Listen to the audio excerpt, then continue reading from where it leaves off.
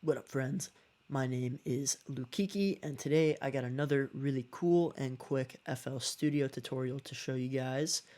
Today I'm going to be walking you through how to put pretty much any 808 sample you have into key or put it in tune. This will also work with pretty much any other one-shot sample you have. So very cool. Let's get straight into it. So I have this little demo project to show you guys. Let's listen to it.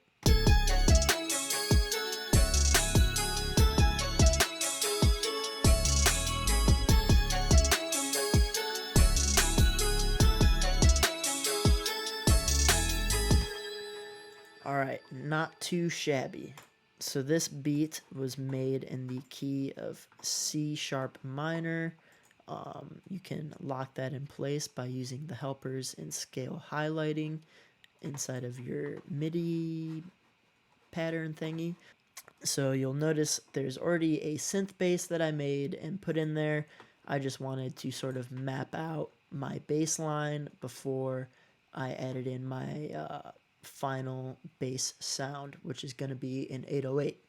So let's go through this little Cobra Cymatics sample pack, go through the 808s, and pick which one we like.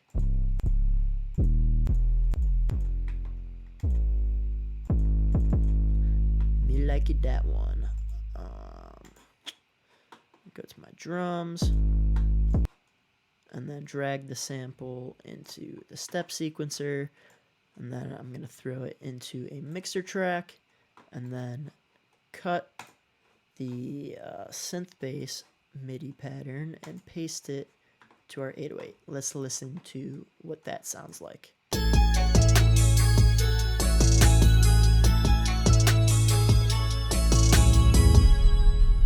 Alright, that sounded pretty bad. We can tell that the 808 notes are overlapping. It's obviously out of key. The first problem we said was the notes are overlapping. So to fix that, open up your sample and go over to this little wrench icon, or if we look into the upper left, it says miscellaneous functions. So click that tab, go to this little group section where it says cut by, and hit cut self, which is going to tell your notes to stop playing once another note is triggered. Let's listen up and see if that worked.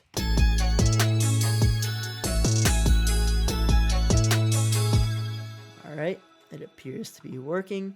The next thing I want to fix is that some of these notes are all different lengths.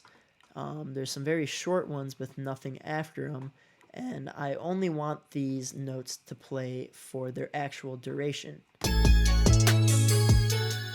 We can hear that this note and probably this one play even after they've ended in the MIDI pattern. So to fix that, I'm going to again open up the sample, and this time hit on the envelope tab and go to our envelope, engage it by clicking this little use envelope button, go to our attack and turn it all the way down so that our notes trigger, or that the volume is at maximum. As soon as we trigger a note, we want to put our hold all the way up so that it will 100% play for as long as we trigger the note, bring the decay, sustain, and release all the way down. We don't want any volume to come through, or at least I don't want any volume to come through after the note has ended. Let's listen to make sure that that works.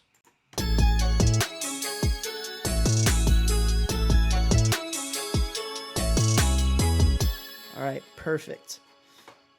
The last thing we want to do is tune our 808. So this is actually pretty simple. Again, open up your sample, go down to the actual sample at the bottom, right click it, and go to Edit in Audio Editor or Command E. Now our sample will be opened in a instance of Edison. Right click that and then go to Regions, scroll down underneath Detection and go to Detect Pitch Regions. That will tell us that our key is G sharp. You might have also noticed that our sample pack already tells us G sharp, but we're just pretending that we didn't know that, or you might just want to double check to make sure. So now that we know that, that it's in G sharp, go back to the little wrench icon and look for the keyboard at the bottom. We'll see that it says our root note is C5. However, we just checked in our audio editor that the sample is actually in G sharp. So we just need to change the root note from C5 to G sharp, or G sharp 5 in this case.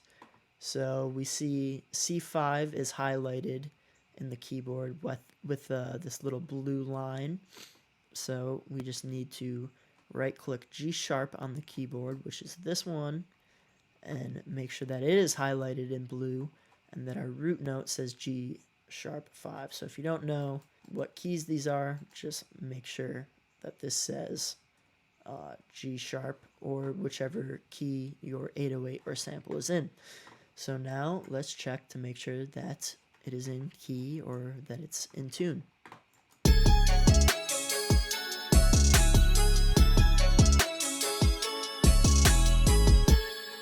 Dope, dope, dope. So real quick, I'm just going to do another sample. Paste in the bass line. Put it to a mixer track. So hit cut self. Adjust the envelope to how you like. I want the notes to only play for as long as the duration is. Go to the sample, right click it, edit in audio editor, right click the sample in Edison, regions, detect pitch regions. This one is D sharp.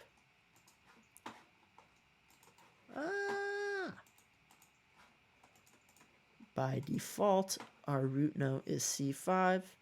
Change it by right clicking the key that you need to switch it to, in this case D sharp, and make sure that your root note says D sharp.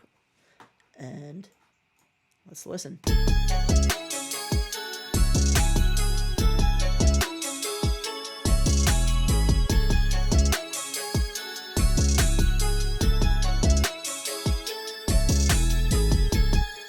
Alright guys, that's all I got for you today. I hope that was helpful.